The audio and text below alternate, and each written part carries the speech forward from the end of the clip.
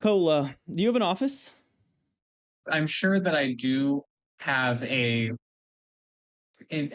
home base at like main office. I'm sure that we have an entire wing, the invasive species agency has Yeah. an entire wing of the orbiter, and Yeah, so the galactic orbiter is like I don't a spend.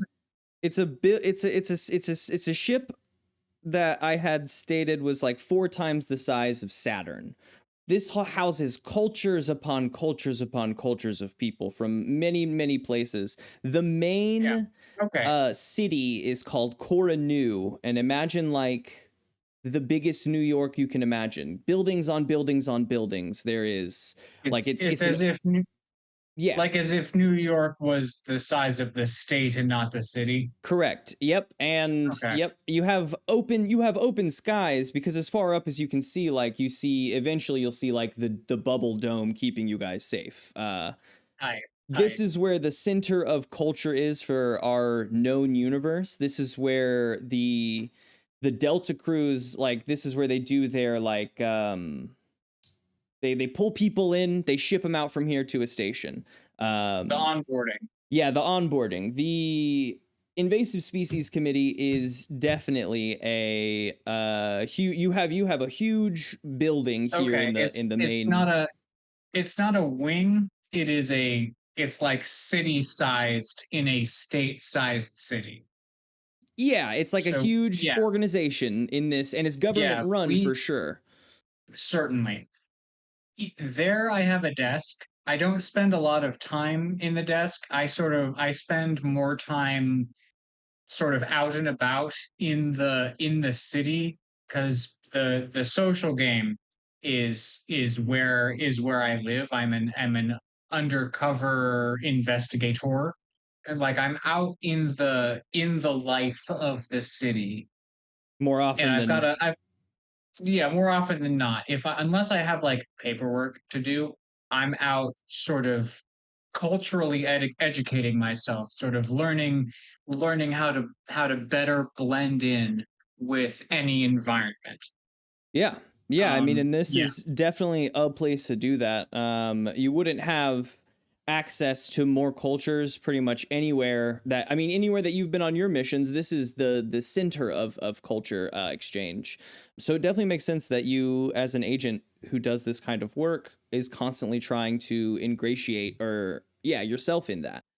On one of these off days where you do find yourself at your desk filling out some paperwork, it's been quite a few hours of this paperwork. You yourself haven't been sleeping too well lately. You've been having some nightmares. And I'd like you to talk to us a little bit about this. Is a very targeted question because we've spoken, but it fits here. Why has Hyatt Cola found himself a part of the invasive species committee? Do you want me to answer that directly, or do you want me to answer that through the narrative of my nightmares? Let's answer that through the narrative of the nightmares. The Okay. nightmares are sort of, they're a holdback from this event that has happened. What does this look like through your eyes? My nightmares take place on my home planet, Mars Prime. I am 12 to 14. I'm adolescent. I'm coming home from the academy that my family has sent me to, the Cola family, from a long line of colas. Um Diet, Cherry, Starlight, the colas. Diet. Uh I'm coming home from the academy. I'm coming home. I'm excited to tell my mother about the things that I've learned today. I'm looking forward to that. We always have a chat over jasmine tea, that the cricket folk make for us. Um, and I'm thinking about the things I want to tell her, and I arrive at the gated house that we live in. It's a multi-story house with a large wrought star metal gate embossed with the Cola insignia. And today, I feel a pit of dread because I know what's going to happen. I've had this dream many times, and I see the sort of the harbinger of this dream because sometimes I'll have a dream where I come home from the academy and I talk to my mother and I have this conversation and we talk about what's happened in the day because I have a lot of dreams about my life before the academy. I don't have any dreams about my life during my time with the agency. That is my life. That's not the before times. I have dreams about the before times or the time. But this dream is a dream of the time. And the thing that signifies that it is a dream of the time is that I come to the gate and the gate is already open. And I stand perplexed for a moment, and then I step through. Perhaps it was left open. Perhaps they got word from the academy that I was coming, so they've opened the gate for me preemptively. How nice of them. And I walk up the brick pathway to my house, and I'm coming up the stairs to the front door, and the front door opens. And my younger sister comes out, and she looks almost like she did in my usual dreams, except that on closer inspection, she has something growing out of her. It's sort of like a reverse beard a little bit. It's little growths that come out of the cheeks, sort of like Wolverine's sideburns a little bit, except they don't grow down. They're like up and V out. They're white, like bone white, like fluorescent, almost glow in the dark white. And she becomes, she opens the doorway, and I pause on the stairs because this is different. There's never been white coming out of her before. And she comes out toward me in sort of, it seems like a daze, in sort of a fever haze kind of a, if you've ever seen someone try and function for themselves while sick, in that sort of stumbly, or like under way. shock, basically. Under shock, or like their control over their body is less than optimal. And I think I'll step out of the first person perspective, and basically I will say that I tried to figure out what was wrong, but like much like a zombie, there was no reasoning with this iteration of my sibling. It was just sort of an attempt to infect on her part, or its part, or whatever. Whoever had the wheel at this point. I think this is a great moment. I think this is a great moment that you wake up in a start. We don't have to deal with the rest of the dream. I think the rest of the dream will come up. Or the memory, that is. I think that the rest of that will continue to come up. I think that it ends then in a lunge, that becomes a confrontation, but the lunge is where I wake up. Yeah, that makes sense. The memory obviously continued beyond this moment, but as your sister, it was a very bad day, and we can talk about that very bad day when prompted. I think that we will, for sure. As your sister leaps off of the steps, you wake up in a start, head pulling back from your desk, sending a few papers coming across the room. I had this dream at work. And you are taking a moment to like catch your breath and steady yourself. Like you are at your desk. Everything is fine. No one is like, everyone's not like staring at you. Everything is okay. You didn't make a scene.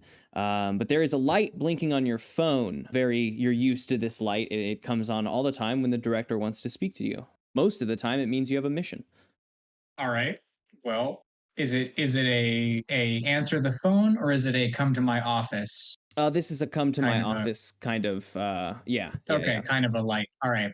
Then I'll press the button next to the light to show that I've acknowledged the summons, and I will head to the elevator and go up to the second to the top floor. The top floor is for our aircraft, for like helicopters and gliders or whatever, flight stuff.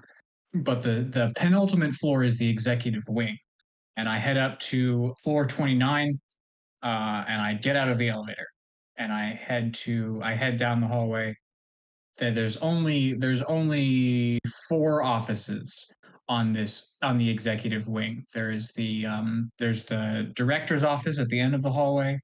There's the Intel chairman, the combat chairman, and the other chair. And the other one, the robotics, the technology chairman of tech. Yeah. Okay. The tech chairman. Yeah. Tech chair, int chair, and punch chair. No, Punch combat chair. chair. Perfect. But I'm headed to the director's office, so I head all the way down the hallway, and I knock on the door.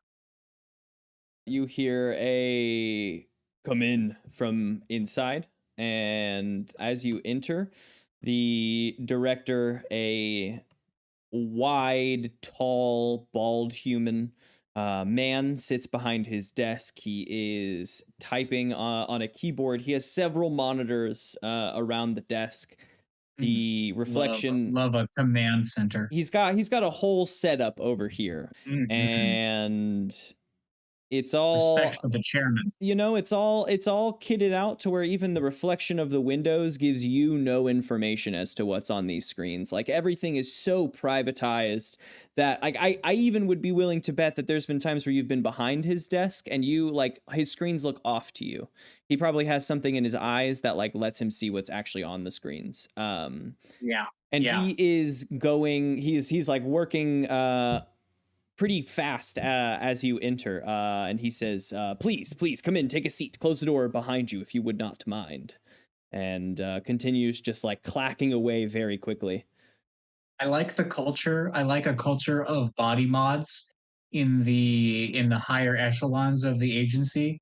So I'm sort of picturing like sort of General Grievous, like four like arms out of his forearms so that he can type on multiple places. He's got like Several things he's on going on, yeah. yeah, he's on multiple keyboards or different things all at the same time, sort of directing the agency all at once. Definitely. And even as you sit in this big, high backed, overstuffed leather chair on the other side of his desk, he does turn his half of his attention to you. He swipes something on his desk, and some of the monitors slide to the side. One of his eyes is looking at you. The other is still jetting in between three of these screens, and as two of his arms are just working incredibly fast. And he says, Agent Cola, I'm glad that you were in the office today. You could come quick. There is a little bit of an emergency. Are you able to head off on mission rather urgently? Always, sir.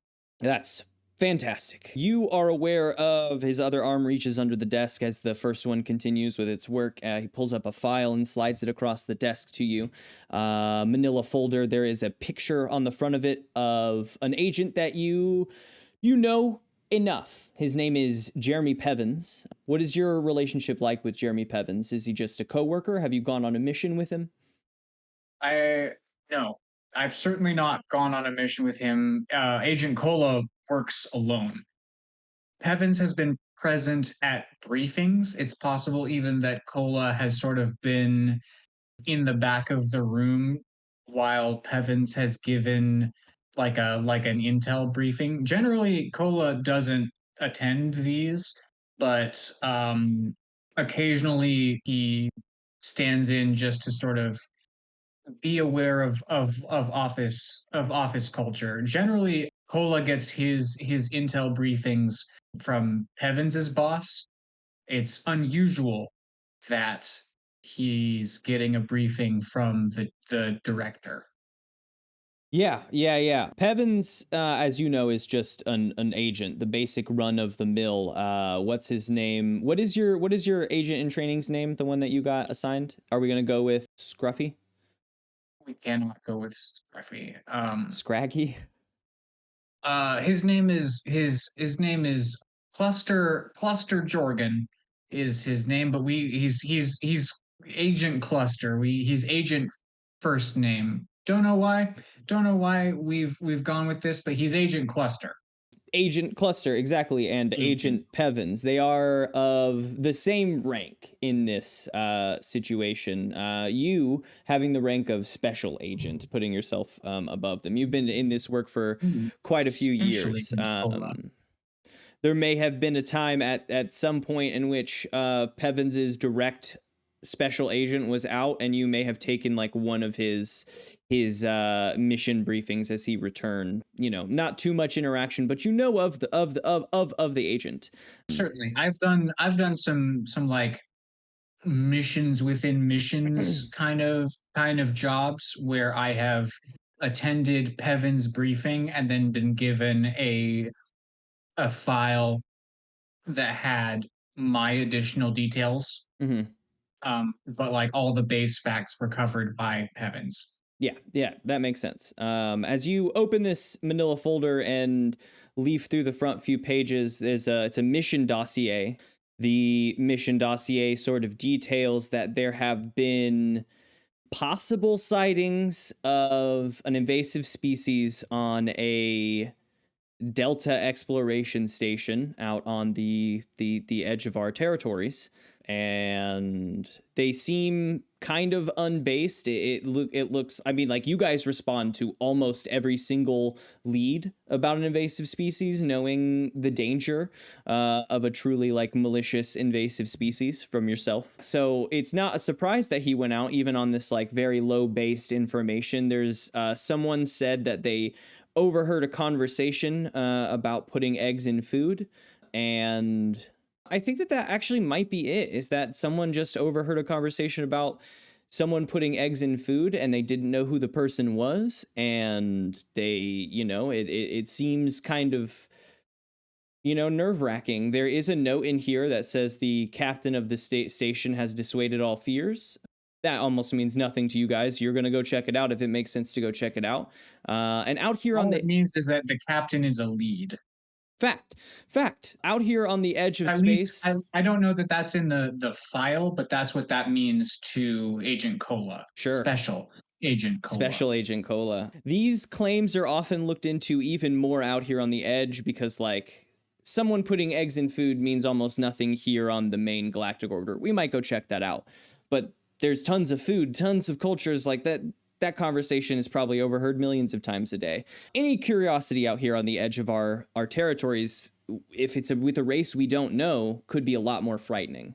So Cola looks over the file briefly, and his first, I think, statement would be uh something happened to Agent Pevins, sir. Indeed. As of 6 hours ago, we received note that Pevins had. Something has happened to Pevins. He has begun showing severe aggression. There have been reports of several attacks, and the station is in quite a bit of an upheaval right now. And we must jump on this instantly. We have any details on the attacks, sir?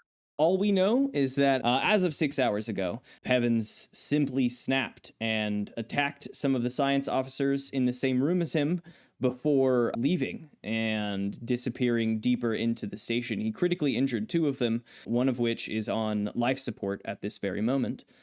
Attacked how? All the eyewitnesses state that it was just with his hands, but he attacked with a ferocity and the word animalistic was thrown in there at some point. It just sort of seemed to come out of nowhere. Everyone says that they had been holding conversation and interacting with Pevins up until this point totally fine. He just sort of went off his rocker. He has disappeared as of the message I received, and I'm sure that you can understand that we must deal with this rather swiftly. Of course. This, I see a note here, this tip about eggs in food. What is its provenance? Who did we receive it from? This was sent in as an anonymous tip from the station. I mean, as you know, most folks do send in their tips anonymously as they don't want to, I guess, draw some of our focuses, huh? Chuckles as he continues to smash out on his keyboards. We do generally make folks regret drawing our attention, sir. Not the public at large, just Yeah, I might, those you know, responsible, sir. yeah, we need to work on how to reframe that because it's definitely the invasive species. It's definitely not us taking care of the mess. Haha. Certainly. uh,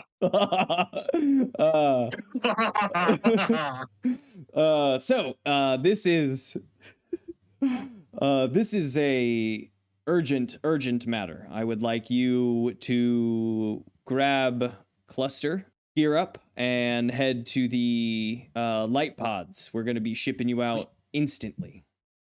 We can be in a pod in 1 hour, sir. Perfect. As you know, you'll have to find your own way back, but this is the fastest way there. Understood. I will report in when I have new details.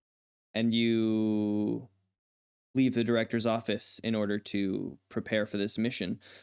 What does that look like for you? All right. Prepare for the mission. Well, then I suppose the next step would be to brief Deputy Agent Cluster on this new development. So I'm going to head to the technical wing of our building to visit Cluster in his office. So I'll head back down the elevator to somewhere around the midpoint of the building where the wings start to happen. Head over to the technical wing, passing the various R&D departments, the places with the sprays and the detectors and the interrogation devices, back to the offices of technical intel, which is sort of our sub speak for those with specific knowledge and general usefulness to the agency. I'm gonna come into to it's not really a lab. Let's go with a workspace. We're gonna go to Cluster's workspace. It is strewn with bits and bobs of micro gadgetry. Cluster is a I mean, if you know, for the cyberpunk enthusiasts out there, he's a sort of an off the record ripper doc in his own way. His know-how is in the implant as well as in getting in with the crowd and in with the lay of the land. He's our intel on the ground. Well, specifically my intel on the ground. He doesn't work with anyone else but me. I brought him into this agency. I am I am his point of contact. I'm really his only point of familiarity. We used to eat ramen together and talk intel in the time before he was my agent. I never turned him in to the appropriate authorities because he seemed useful in his knowledge of both implants and the surrounding terrain for an earlier mission of mine. Due to unforeseen circumstances, he's been brought on as a deputy agent and given his own workspace to continue his implant research and development. He And so I is clacking away on a beat up laptop as you enter. He's working on a piece of tech to the side. It is a biomechanical arm sitting in a little table stand, and he's like tweaking some stuff in it, and he types some stuff in the keyboard. And as you approach, Cluster is a He's tall, he's thin and lanky, he's got kind of long red curly hair that droops down atop his circular wide brimmed glasses.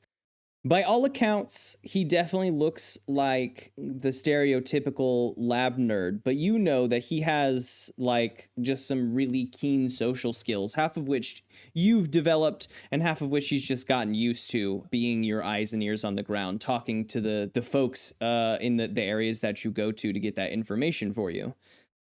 The social skills he had already, the direction that they have pointed in, the ability to pick out the details that are most salient for my purposes are things that I have sort of instructed him upon. Sure. Um, Uh, and I come in and I say, Jorgen, we have a mission. We leave in 45 minutes. Sublight pod. Prepare your tools.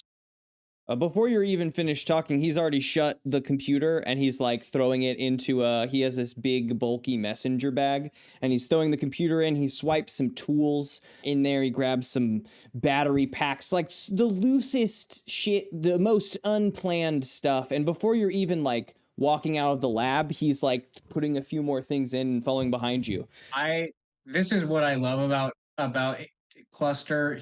He may be disorganized, but his like pivot is so fast. I love, he's just like, all right, here we go, let's do it. No argument, no discussion. Here's the mission, let's go. And he's So like long up. as it doesn't mean he has to bleed.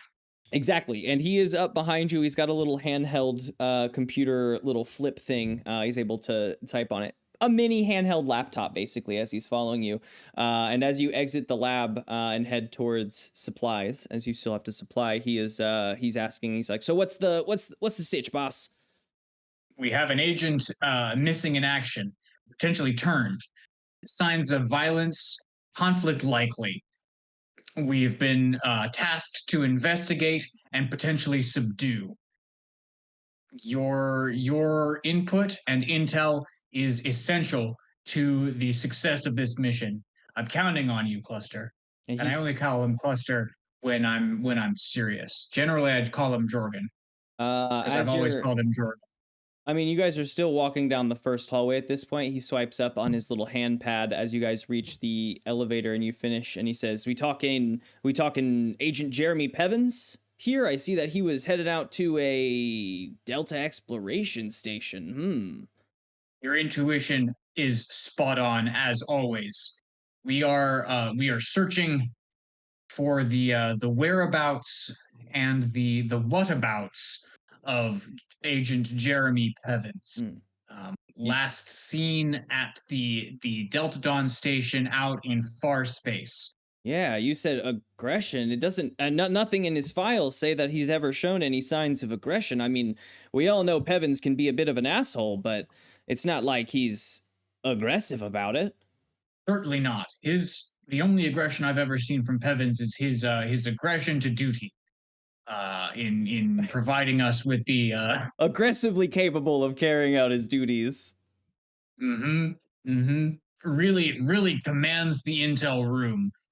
Doesn't brook any nonsense from the agency's briefing. I respected Pevins for that, but there's no respect here in his potential turning. We need to get to this station as quickly as possible so that we can ascertain both his whereabouts and his activities in the time prior to see what has happened to him. The elevator doors open up. You find yourselves on the basement level. It opens up into a big supply warehouse, basically. There is a gated reception area at the front of this, and someone sitting on the other side of a little panel in that gate. And as you enter, they look up from some of their paperwork and they say, Special Agent Cola, good to see you, friend. Good to see you, Agent. This is Agent. Her name is Agent Debbie, but everyone calls her Agent Debbie. Her like water cooler name, which she hates, is Agent Debbie Downer because she is under the she's like underground. She's in the basement. So people call her Agent Downer, but she does not love that. Her real last name, I was gonna say, is Upper, but I hate that too. Her real last name is No one has bothered to learn it. Dobbits, Debbie Dobbits, and she's excited as always to see you. You always at least return the gear. Good to see you, Agent Dobbits. What Cola's always very by the book, tries to keep to the preferences, remembers everyone's pronouns, like he's socially adaptable. Yeah. That's, it's part of his undercoverness is blending in and making friends and influencing people. And Debbie's Cluster super. definitely just calls Cluster definitely just calls her Downer. Oh, absolutely. He calls her Agent Downer. I think he's used to that though. I think that's just like the culture. She's used to it too. She doesn't even really like respond to it, but she does respect and love that you call her Agent Dobbits. And as you say that, she smiles a bit and she says, "You folks headed out on a mission? Is there a kit I can throw together for you?" Okay, not in character. What does this mean? So this is where we're going to supplies for the mission. When you prepare for a mission, you have access to gear that comes in the form of rare tech. So it is your level, but divided by 2 rounded up. You are level 6. I sort of so thought that's 3. that this was something that I would come through Cluster for, that I would, in my imagination, I was coming to Cluster to be kitted for the mission once I had spoken with Captain Rake, like on the station. The supplies for the mission is a way for you to gear up when you have, like, you have to do this before you leave, and then these will be your supplies until you do this again. My concept for this was that you would supply now, and then once you did your stuff on the station, you would be able, like, whenever we leave on mission from there, you'll be able to supply from their storage. But once you're on the station, I mean, technically you have access to the storage as you would if you were here in the city, but you're like on mission. We can do it through Cluster. We don't have to use Agent Debbie Dobbits. He can be the one to supply you from his storage, but the supplies that you choose now will be the supplies that you have until you complete this mission, whatever that ends up being. This mission, this episode. Yes, before I start working with the main team. Correct. Yes. Before you start. Okay. Yes. You're going to take care of Pevins right now. This is your Pevins supplies, what you're using to investigate Pevins. I think then we'll hold off. I think this will be a Cluster thing. Yeah, we will never talk to Agent Debbie Dobbits again. Just so that you know. Yeah, I think then we'll hold off on the supplies just for a little bit longer, because I think I will come to Cluster to supply me once I have the details on the ground, whether I'm doing, what it is I'm doing. I mean, that's the thing about the supplies of the mission, is that you only get the info that you have, not the info that you get when you're there. Like, if we were leaving the Delta station, you couldn't get to Opulence and then supply for the mission. You would have to pull it, you know what I mean? So, like, we'll say that all of the stuff he already scraped into his bag was the stuff that he would need to make any of this happen. He has to do the work on you, which requires downtime. So that would be so far when we have been on the station. For now, it will be, he'll probably do this work on you before you guys leave. Because once you're on the ship and you land, like, you're working. He's not going to have time to take you off to a room and uninstall and reinstall what you need. This would be a great time to get the things that you think you needed installed. And then he has it all with him. So in between things, he can just do that Ripper work on you, since he is your Ripper doctor. I see. Okay. Then I think what I will ask Agent Dobbits for is I want the full kit, full supplies. This is a teal level mission, which I would translate to all of the supplies relevant to my level that they go with me in the pod so that I can be equipped on the mission. I want a full enhancement suite pod. This could be a longer term mission. Jettisoning immediately, ASAP. And then I, turn to Scruffy, and we sort of get into the specific enhancements that I need now. But basically, the pod is like the cyberpunk surgery suite where they make the adaptation. They do the mods. It's the special space where these things can be installed on me.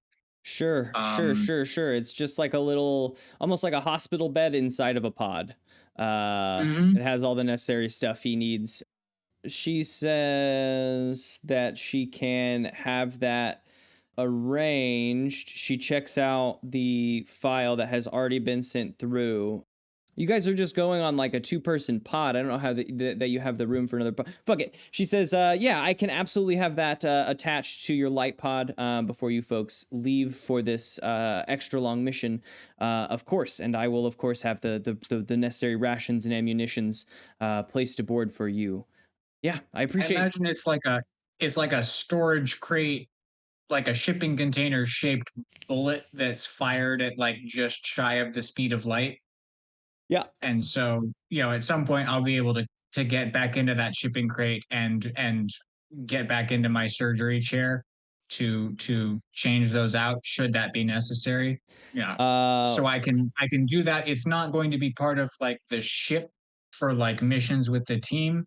It is a thing that exists independently of that.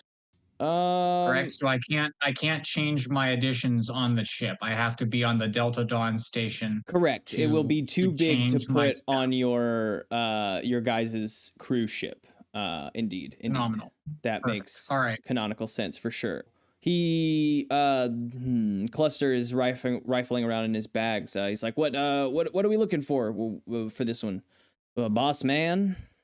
Yeah, so now is the time in which we have the supplies. So 5th level and below, 1, 3, or 5, and you get And how many do I get? 3 total from any of those. You can take 3 level 5s if you want them. Up to you. And remind me, how do they function? Is it once? Oh no, it's like a spell casting. I roll the 2d6, and based on the roll, I can use it again, or it's busted. Yes. Or diminished effect. Yeah, basically. Yeah. Okay. Then the three that I will take are the lie detector, Okay. which I imagine is a like an ear implant, like an inner ear little bit. Okay. The Instabind, which is a canister that goes into my wrist, is yeah, it's like I had it just fires imagined up. just for flavor, I had imagined the Instabind as one of those slap bracelets. That when you Yes, take it off yes, and you slap, it exactly, expands and wraps because it needs to be bigger than that, but it expands for and sure. wraps. Uh, That's exactly what I was thinking. nice. And I think for an investigation, the best option is going to be the past peeper. I also agree with that. I also agree And the with the past past peeper, peeper. for those listening, just so that everyone can hear, it is a lens.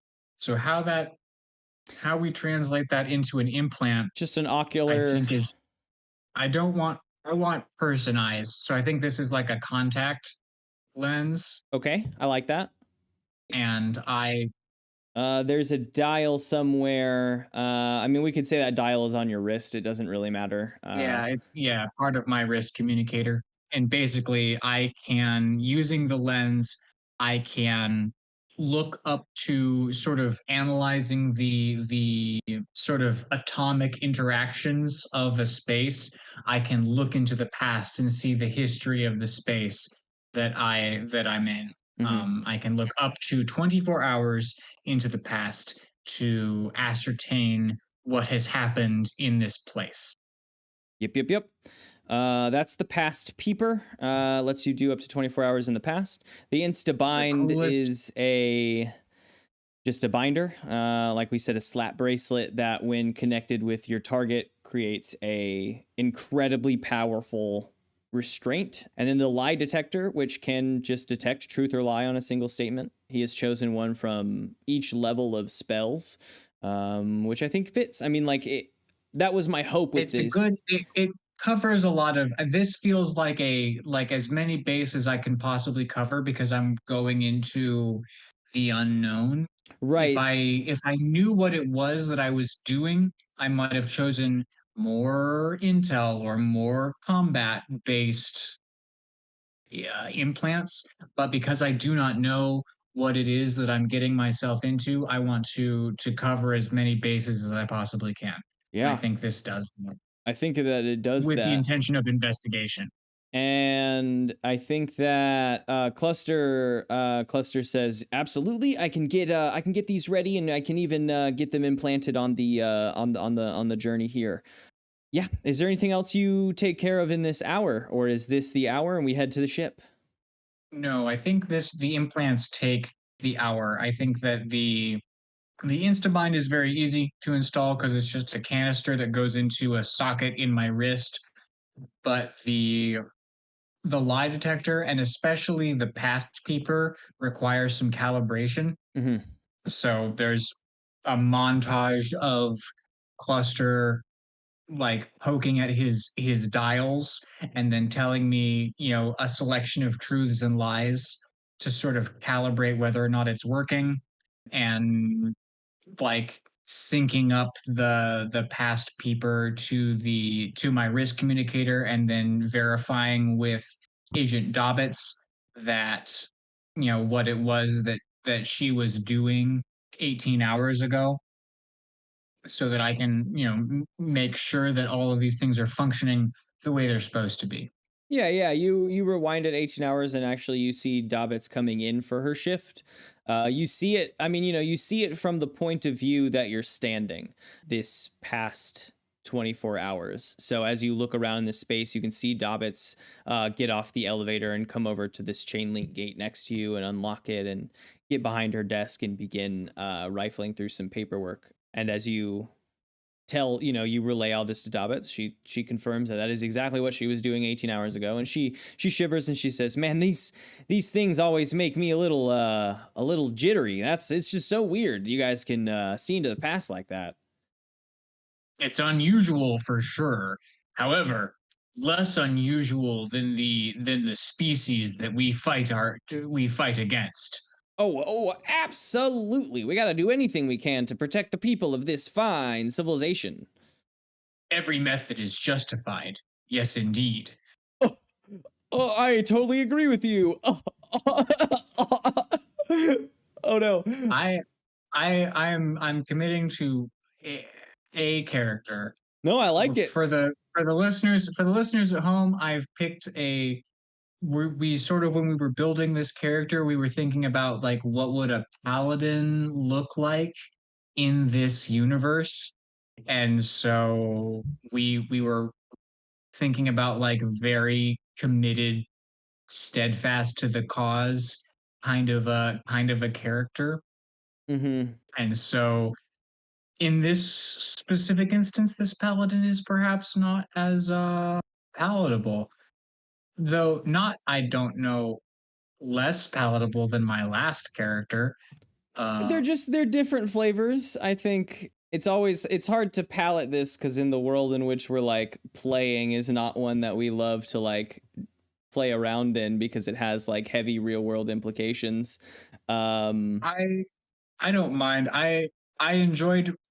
Cookie felt like someone you could root for because she was just trying to do her own thing, and occasionally that meant doing something that was less than noble. And I'm here to be rooted against.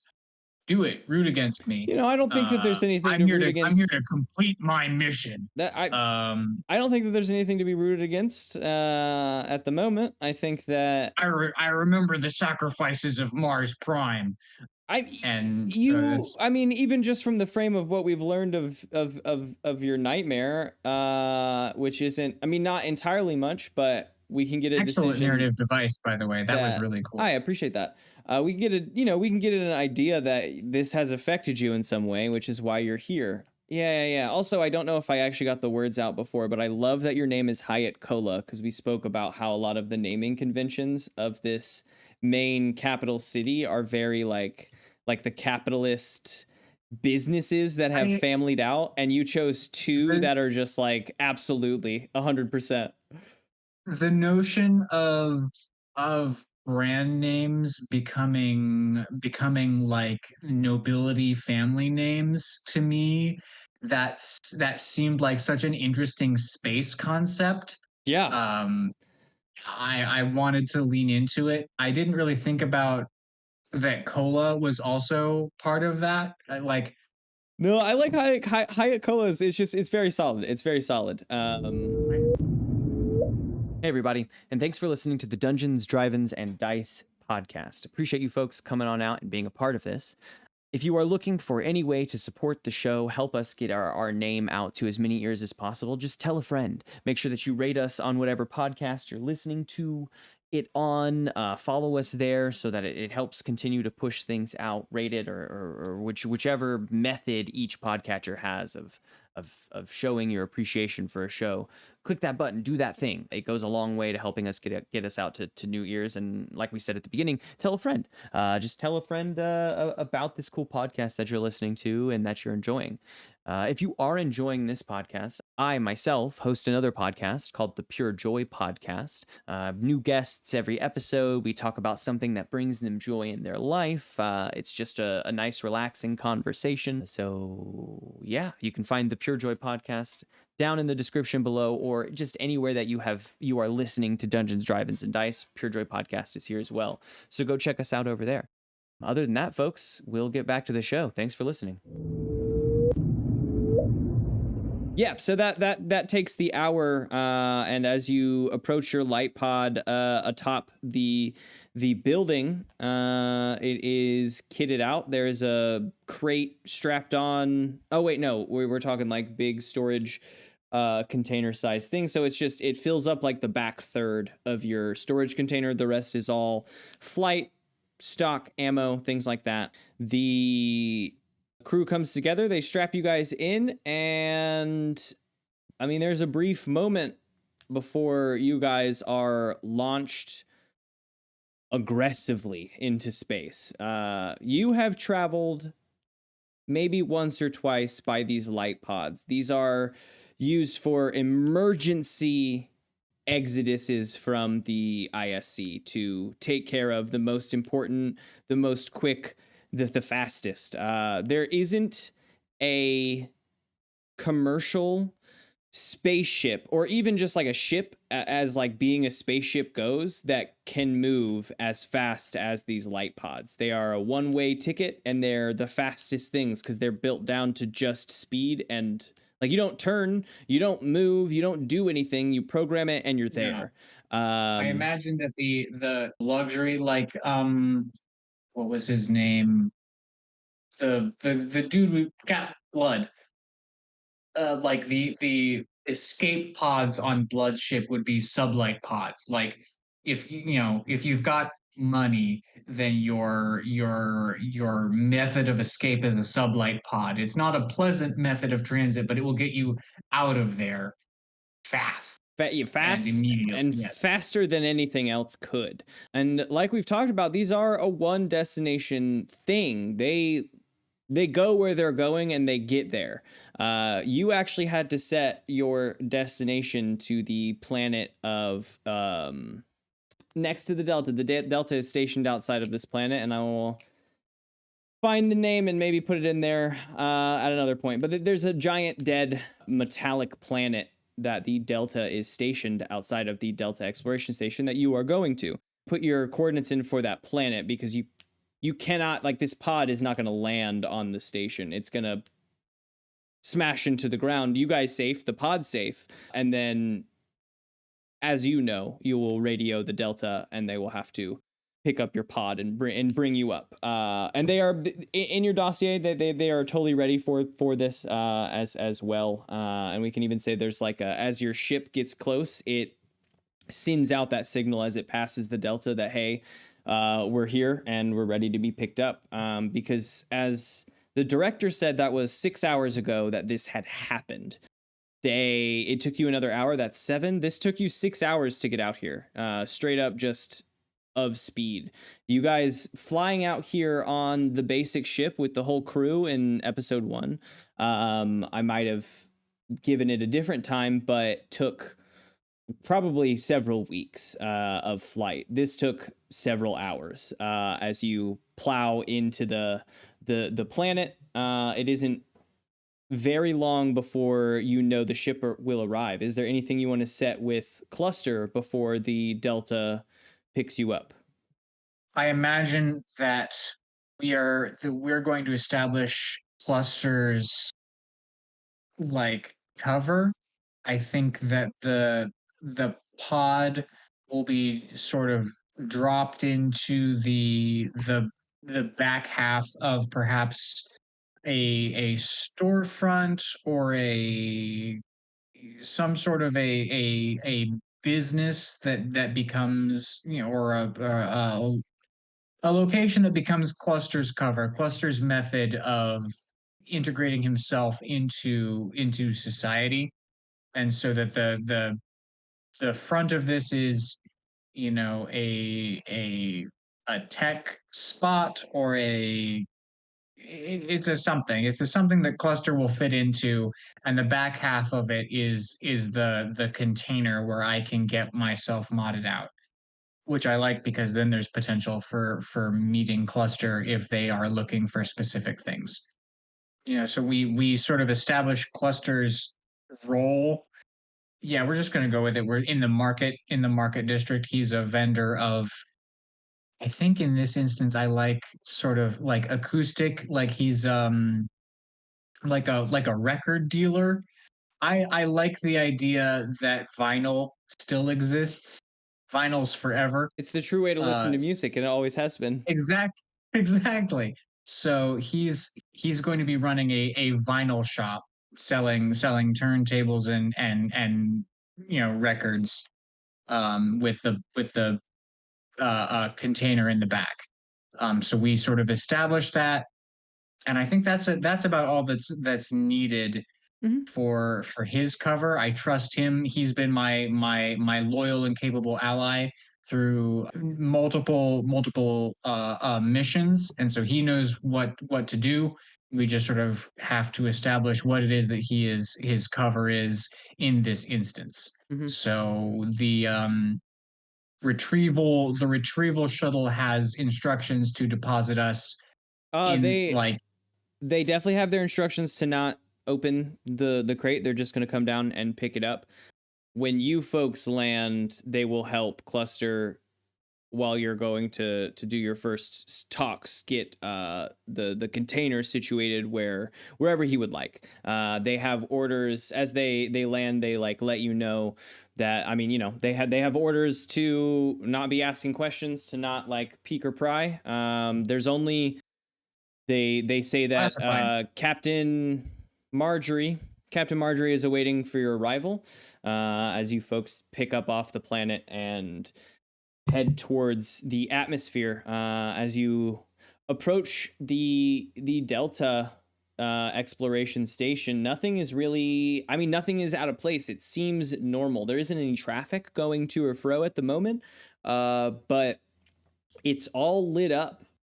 It is, I mean, yeah, I mean, as you fly up, you wouldn't really know that there is anything wrong at all, which Did my intel about the station tell me enough to be surprised that it's all lit up?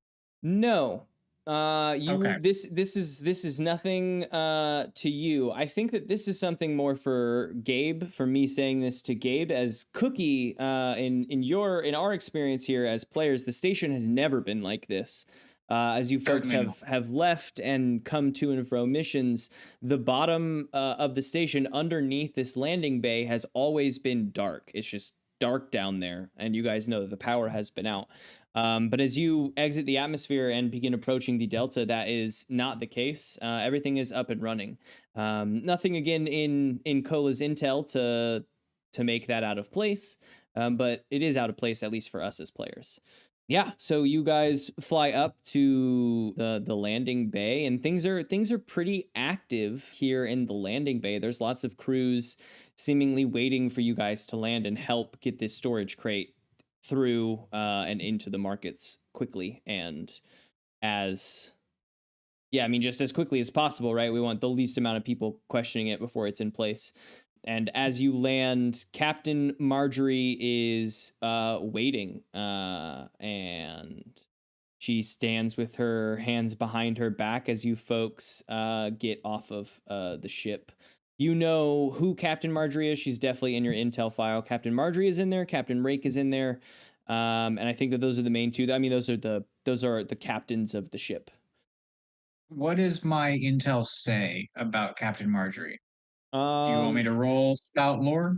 yes, I would like you to roll spout lore. Start Alrighty. actually picking up That's stuff for your character. yeah, let's do this. That's intelligence, so that's a complete failure. So let's mark our very first experience. That's a 6. You know that she's the captain. It's weird though, because your intel says Captain Marjorie and Captain Rake on there, and this ship does not have two captains. So I think coming in, you're not even 100% sure which one is the captain of this ship. But she is waiting for me when I arrive. She is waiting for you as you arrive and step off the ship. You even see her like point to some of her crews, and they move around and begin like breaking down what they need to begin moving it into the station. And she greets you as you step off. She says, I appreciate you making the time to come out so quickly. This may not be the place for opening conversations. Would you like to accompany me to my office? Well, before I answer that question, it's time to use my class move. Yes, your class move. Why don't you read this for My us? one of my class moves. Um, okay, here's a quick question. Because if the answer is yes, I don't actually take experience. I also have a class move called clearance, which means when I spout lore using my clearance to with access to a database, I get a permanent +1, which would make my roll a 7. Would that Mm, apply to my inquiry about what I know yeah, of Captain Marjorie? I Okay. think that it would, because this is we're talking like information you would have used what's his name to try to gather while you guys are on your way here, right? This is not like while you're Okay. standing here trying to think of what you know of her. I imagine. Okay. Then on a 7 to 9, the GM will only tell you something interesting. It's on you to make it useful, and I will detract that first experience. Okay, the spout lore on Marjorie. I think that you at least get the information that while there is Captain Marjorie and Captain Rake on this station, you know that Captain Marjorie is actually in charge of the station. Okay. Well, that makes Captain Rake even more interesting. I'm looking forward to my interaction with him. Okay. Okay. Well, now it's time to use my other class move, and that other Yes. class move is called Inquisitive Eyes. And so I'll read it. When I meet someone for the first time, so I'm going to use this ability a lot this I session think and so. next session. Yeah, I'm going to use this. Is going to be used all the time. You can ask their player, which would mean you for an NPC, Hmm. a question from the list below. I'm not going to read all the questions because I think that it's more interesting Sure. to read them as they come up. They must answer it truthfully. Then they may ask you a question from the list. If you lie, you cannot use this move on them ever again. If you tell the truth, you can. Hmm. So, what question do you have looking at Captain Marjorie? And these are all such good questions. They're also Having like to pick narratively impactful. Yeah, I mean, and that's such a great thing about the 2d6 system is that it is at its best when every option is narratively impactful. Hmm. Um, Captain Marjorie, huh? Both of the captains have been like enigmas to me as a player Hmm. because Captain Marjorie is not a lead on this. The question I'm going to go with is, what are your present intentions? Her present intentions are to get you out of this room, out of the landing bay quickly.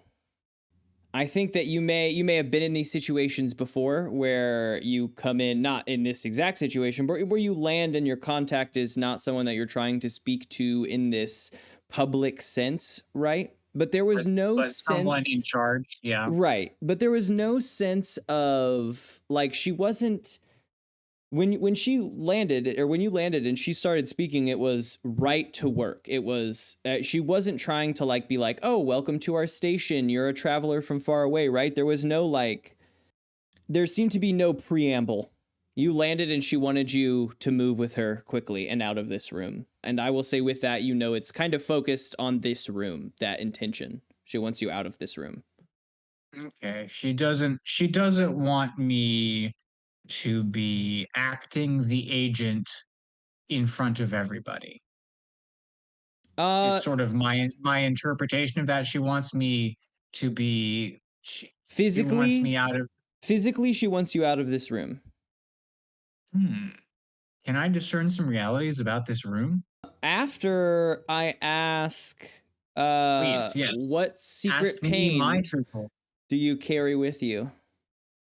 What secret pain do I And carry and with? much as I attempt my best to give, especially because inquisitive eyes feels like something that you notice. It's like the way that you're perceiving how they're acting, right? And that's why I narratively try to give it in an observation. You are, free to give me that same kind of answer. Observationally, what secret pain do you carry with you? Mm. And if that can't be observational, sometimes it just comes down to like, here's that thing. I've done that before, but We may have to sort of figure out narratively whether or not this is discernible, but the secret pain that Agent Cola carries with him is that they never found the planet of origin for the invasive species that afflicted Mars Prime. I love that. I love that more than you could imagine. I'm in love with that.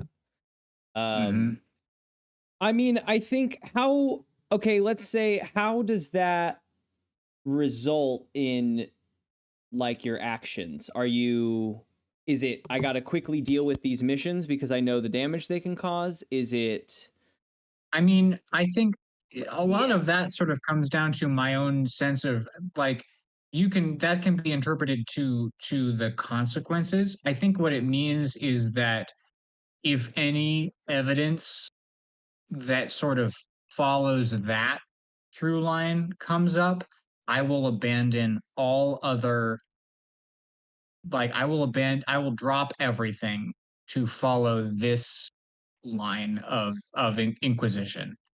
It does not matter what the agency has tasked me with. I have my own crusade that I will go on should I get a lead on this. Okay, I Um, think maybe then how that presents now is that you're just like as you land, your eyes are darting around the room. You're pulling in information. You're trying to like it becomes obvious the moment you step off that you are working. And so Yes, I am constantly absorbing information. That is, if I'm not sort of in disguise, if I haven't put on my person suit to fit whatever role I have played, and I think the role on the ship I'm going to go for is pilot. I think that's going to be the direction I take. But if that's not the case, I am always just sort of very obviously like checking out the entire situation. so with that exchanged, she has basically just finished the sentence of let's go speak in my office, and she All turns right, around to then begin walking. Yeah. we're discerning realities. Are we discerning Um, realities about her or about this room? If you do it, about the room okay. because she said she does not want me in this room, and so that sort of like even if it doesn't that doesn't sort of help like the result doesn't help, because she doesn't want me in this room, I want to know what it is about this room she doesn't want me in. Yeah, Um, okay. Discern realities, I would say on this one, you'd have a +1 because you're acting on information that you've gained using your other moves. that's excellent because I don't have any pluses to my wisdom. Awesome. That is a 7. Okay. You are discerning realities. What question would you like to ask? What here is not what it appears to be? There are. This seems like any normal shipping bay. It seems cleared out, save the folks that are here specifically to help do this situation quickly, right? It doesn't seem like there are other people working on their ships. It doesn't seem like there's a lot of other work going on. It seems like this has been cleared out to make this efficient. Up against one of the walls, not the wall that Marjorie is heading towards. There's a door on the wall that she is heading towards, out and into the station. There is, another wall off to the side. There's a stack of boxes, and they look recently placed in this area. Behind the boxes, there is a banner that you see says "Welco," and then the rest is cut off. You can easily tell that says "Welcome." And it's strung up, it's behind these boxes, and you swear that you see the edge of a door frame behind that banner. But it looks like, it's so blocked up right now with these boxes. The banner is blocking any other sight through the boxes. It's just like, but you think that there's a door back there. But all of her attention is pointing you out of the room towards this other door she is walking towards. I follow her out the door as if I haven't seen anything. Of course, of course. She leads you through the station. The halls are pretty empty, and she's moving rather quick as she takes you towards the central elevator and up into the command center. Her office being in the back of the command center. She actually has like a glass walled office in the command center to give herself some privacy. And as you step in behind her, she presses a button that turns the walls opaque. That's where they get like fogged glass, right? No, less opaque. Unopaque. What's the word I'm looking for? Frosted. And I don't know. frosted. Okay. It frosts over the glass so you can't like see through anymore. And you folks find yourselves, the two of you are in an office, less comfortable than the director's office. But there is a chair for you to sit in, and she takes her place behind her desk, and she says, I do appreciate you folks getting out here very fast, much faster than I had possibly expected. I push the chair in without sitting. Captain Marjorie, Hmm. I hope that you appreciate the gravity of my presence on this station. I'm sure I do. I'm sure that I do. What can you tell me about Agent Pevens? I mean, there's not a lot to tell. I, of course, was briefed of his arrival on the station before he had come with the most recent set of recruits. Nothing has been particularly out of the ordinary. He's been in and out of labs. He's been seemingly poking around as I assumed that he would. I myself do not know, these rumors that he was investigating, but I do know that he was investigating something for your organization, and all of a sudden, as of, she checks the clock on the wall, and she says, like 13 hours ago, he snapped. He was down in the tech bay. The scientists, they were all showing him the recent studies that we've been working on with the local flora and fauna that have been brought back on recent excursions, and something happened, and Pevens just attacked some of the scientists, critically injuring two of them, slightly injuring a third. Those three are in in medical at the moment. And then he stormed off out of the door and disappeared into the station. We've gone on a brief lockdown. Most folks are non essential personnel for the moment are locked in their rooms because we truly don't know where he went. Your cavalier attitude towards the goings on in your station is noted.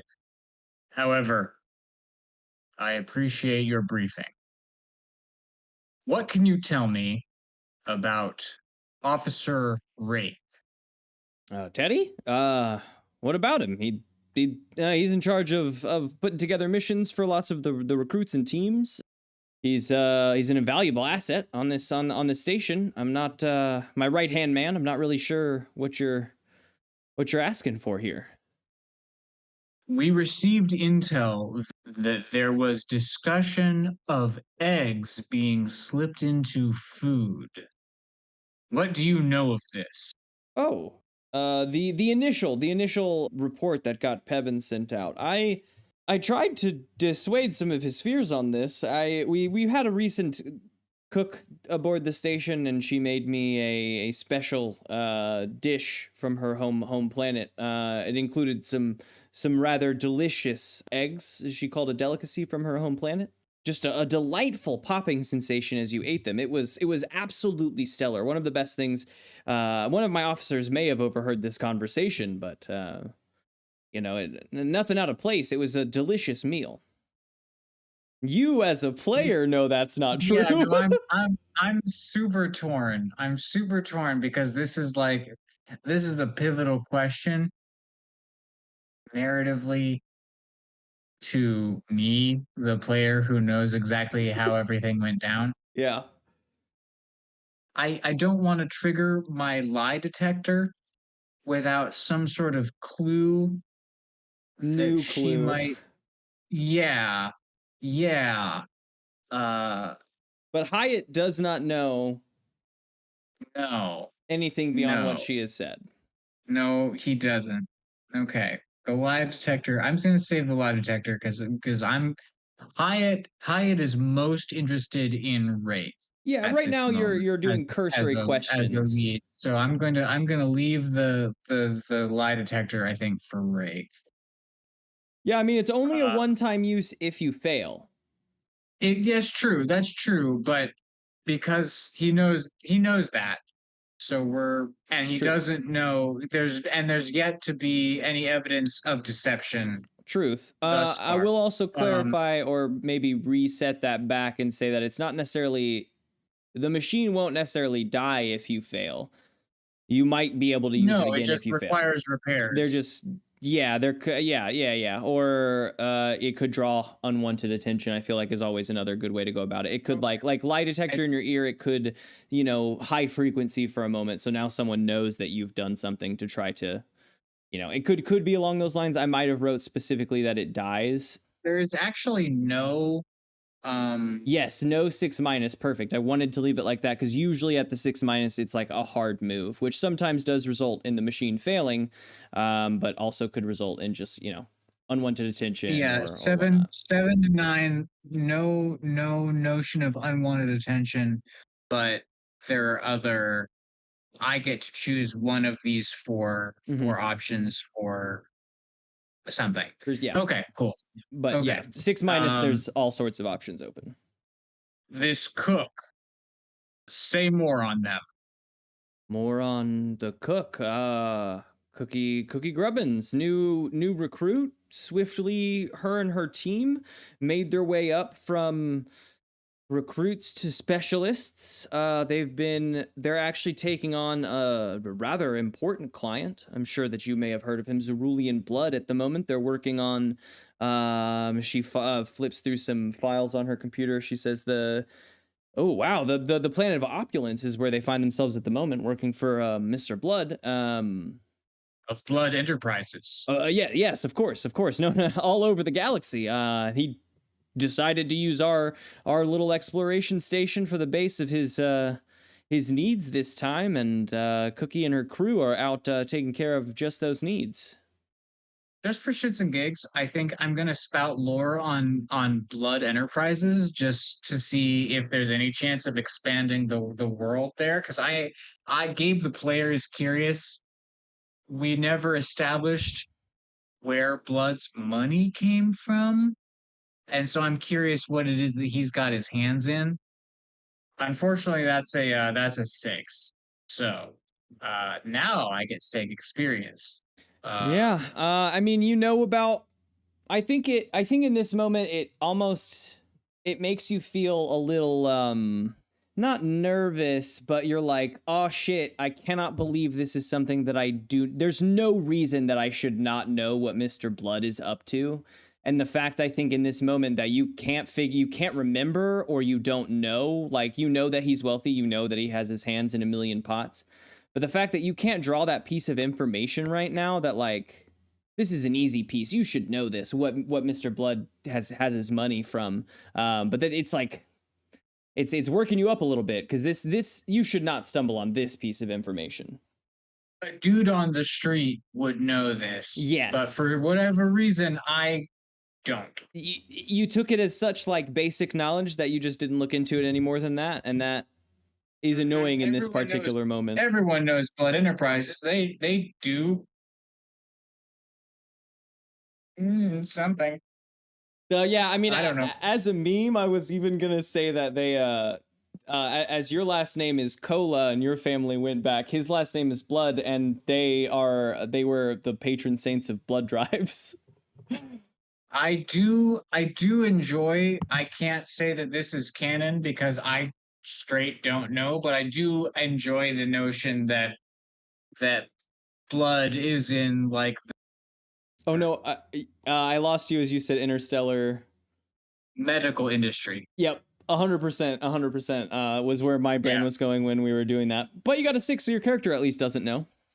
Yep, straight doesn't. He's gonna have to ask Cluster about it to help clarify my research. Were there any ties between this cook Grubbins and Agent Pevins?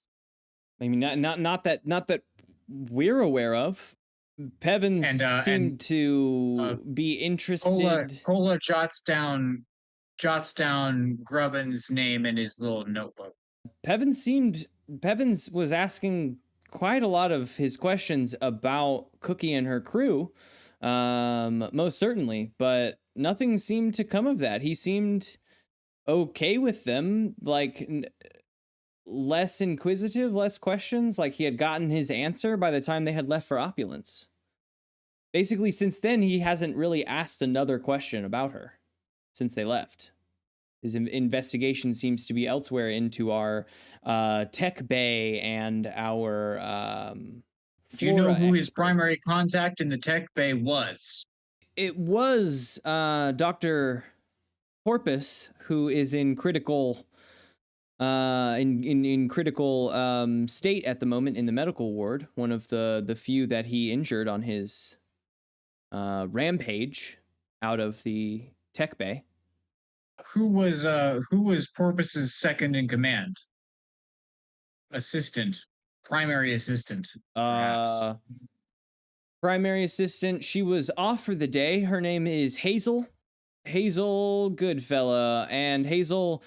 Cola drops this down too. Yeah, she was off for the day. She wasn't.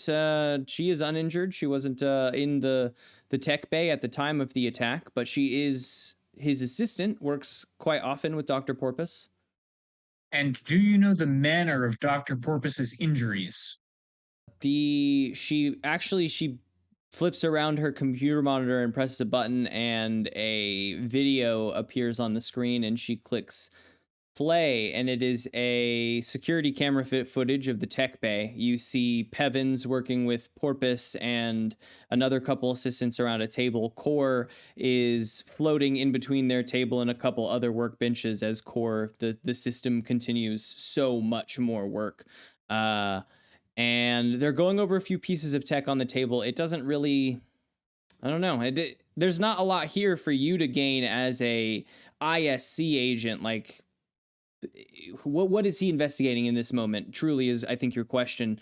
And then all of a sudden, he throws the piece what he's investigating, just so that we understand his motivations. His notion of Pevins is a fairly bookish intel dude, and so the association of Pevins and Rampage in the same sentence is sort of a flag for him. Mm-hmm. And so he wants to sort of understand how that came to be. And so what the details are in that sense are salient for him.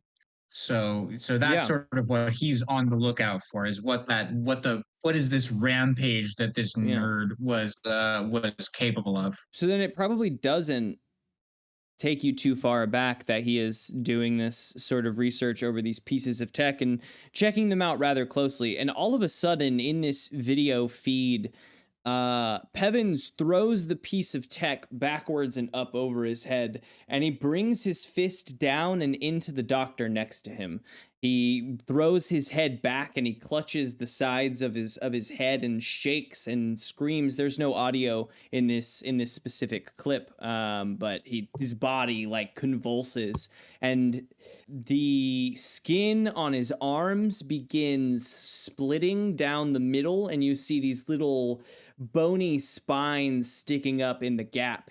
He bends over the doctor, who he's just knocked to the floor, and begins just raining down these violent punches. The doctor is unable to defend, and as other people are coming in, the swings coming back knock them, some of them clean out. Some of them, the second one, he comes over and his attention is totally turned to this new person. He grabs him by the scruff and begins beating them back and onto a table. In between all of this, he grips his head and he's screaming again, shaking violently.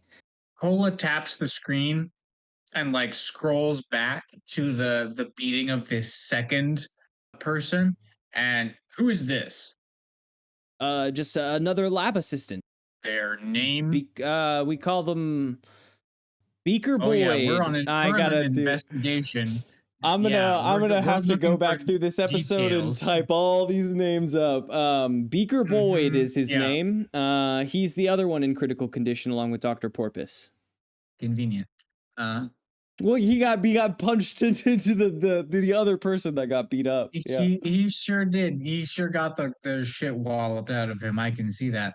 All right. What other questions would I ask on an investigation? It doesn't seem like she has a ton of info, and she's not really the most interesting. She's not the lead here. She's not the one that I want to press for information just yet. I think I don't want to press her for information until I can prove that she has in some way deceived me. Do you know if Officer Rake is in his office, or where I can locate him? She says he usually spends it's about his lunch. He usually is taking lunch in the markets. I can call him up here if you would like. Do not. All right. Do not inform him that I have arrived or that I am on my way to meet with him. He is a person of interest in my investigation, and should he be forewarned, there will be consequences through my agency. And I totally understand that. As my there I think there is. Okay. I think that's your. No, I've accidentally invoked my alignment. I mean, that's valid. That is a point of experience if we remembered at the end of the session. Yeah, I didn't. That was not on purpose. I mean, that's even better if we can, if it's just part of your character. She says, and I think this is the only people that I can really do this with are Rake and Marjorie. They're the only people with the clearance to know who I am. Anyone that I think exists in this known universe area, as long as they've heard of your organization. Well, without me specifically saying I am with the Invasive Species Bureau, where I can still use this move in subtext or without explicitly saying so. Right. I cannot do this to Carl.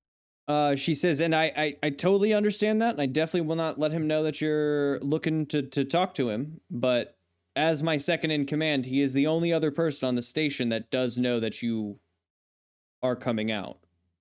And due to the nature of things, I'd imagine that he's smart enough to know that it's soon. I will not tell him you are here, but he knows you are coming, and he knows that you guys come quick.